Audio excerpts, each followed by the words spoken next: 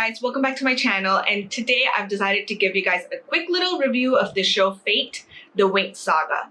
To start off, I'm just gonna say I've never watched the animated version of Winx, so I am treating this show as an isolated incident, as something that stands alone, as a standalone show, not an isolated incident. Jeez. Clearly I'm thinking about the burnt ones in the first scene, I suppose. But my first impression of the show when it started, and I realized that it was a magical boarding school, but everyone was still on their phones and being very typical 21st century boarding school kids that I'm familiar with, I was like, oh, so this is Harry Potter meets the modern world, meets Instagram, meets real good fashion. Which, got me hooked. It was interesting. It was fun. And obviously, we all know that the main character is always, one of a kind, special. It has that exact trope. It has that typical young adult novel trope of someone that is not aware of their powers, wasn't raised around people that understood them, and they find themselves in this environment. So Bloom is the main character, and she fits that trope very perfectly. And one of the very first characters we meet is Sky, and he's that typical pretty boy, instantly has the confidence to flirt with a girl he's never known kind of a guy. And then we meet Stella, who's immediately the jealous, possessive pretty girl, and we go on and we get to know all of Bloom's sweet mates, and it's Aisha, Tara, and Musa. And to be fair, these girls are not more than your stereotypical tropes and archetypes that you would expect in a young adult novel, in a teenage drama. You can easily label them, you can get to know them so easily, and you can just label them and be like, that is what they're gonna do. Their behavior becomes very predictable very quickly, which is not a bad thing, but I wish we had seen more character growth. Because by the end of it, maybe Bloom has obviously, she's in a new world, so things change for her. And we see very minimal change in one of the characters. I don't want to name whom, but we see the most obvious, the most typical change in one of the characters. But besides that, I'm not saying that they don't see a reason to grow or whatever.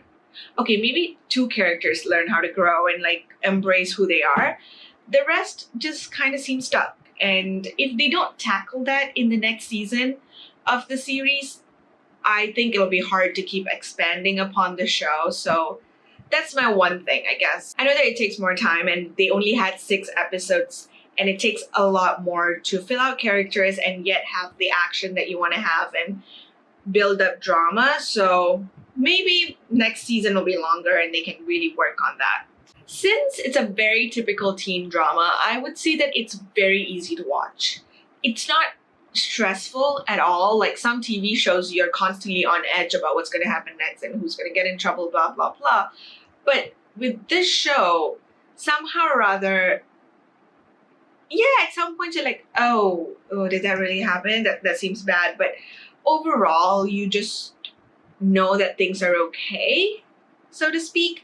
It's a good show to binge because it's 6 episodes and it ends on typical cliffhangers. So it's really nice to binge. But it's also a show that you can finish without really getting stressed out. And also, I forgot to mention the villain, quote unquote villain, Beatrix.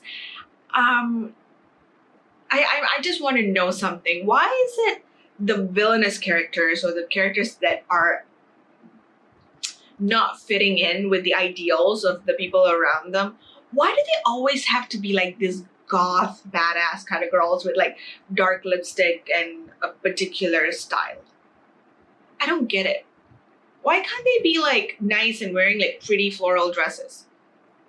I don't know. It was just so obvious when she showed up with her little attitude, and I have nothing against her. I quite like her character, but I was just so freaking obvious.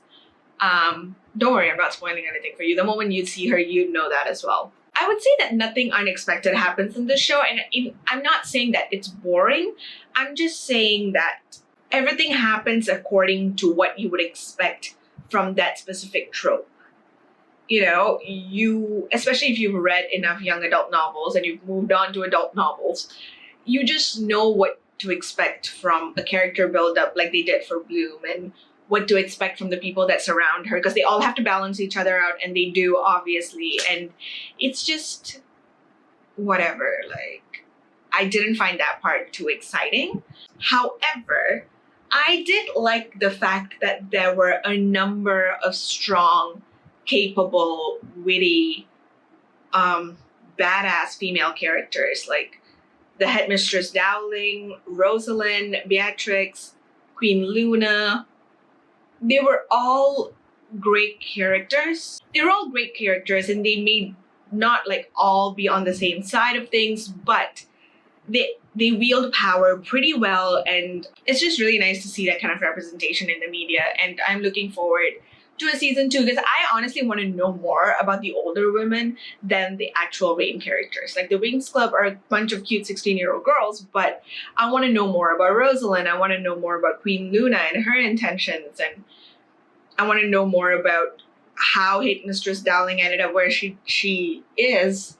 And so that, I mean, obviously it's a very female-centered show, and it probably caters to a majority female audience, so it makes sense. But I really liked that. I wanted to point that out. And now I'm going to get straight into ranking people on the show on a more basic bitch, let's objectify people scale. And the 5th spot goes to, I think Silva was cute. That might just be because, you know, he could handle weapons really well, and he had a very stern demeanor. I was totally into that.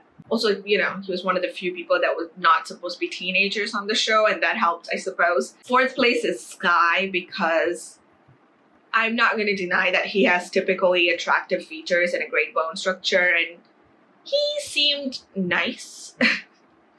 But I don't know, I couldn't put him any higher on the list because he just annoyed me quite a bit. I don't know what it was, but he just annoyed me quite a bit. 4th place, I would hand to Stella, just because she is, you know, your classically pretty girl. She carries, her fashion sense is fabulous, and I suppose I liked her character arc more than anyone else's. And in the same vein, I'm going to say that 2nd place goes to Musa, and it's the same thing. I like what happens to her character and who she is, and she's just this chill empath, introvert person, and she's fun, and I like her. I would like to be her friend, but I'm pretty sure she would hate to be my friend, because when it comes to emotions and stuff, I think I'm most like Tara. And but yeah, for Musa to be around someone like me, she's just like, how are you feeling? So many things all the time. So it'll be hard for her, but I would like to be her friend. And in 1st place, I have Dane. Because like I just said, I'm more of a Tara, and I found him very attractive. He's just cute. Like, he's a very attractive guy, and he has a great smile, and he's an idiot. Yeah, it sounds about my type, but he's just an annoying teenage boy. I don't know why. I still think he's really cute. And I looked forward to him coming on screen. Since he wasn't a main character, it was just a recurring role, it was just nice to see him on screen. Yes, I know I sound ridiculous. You can judge me. You can comment down below with your judgments. I will take it.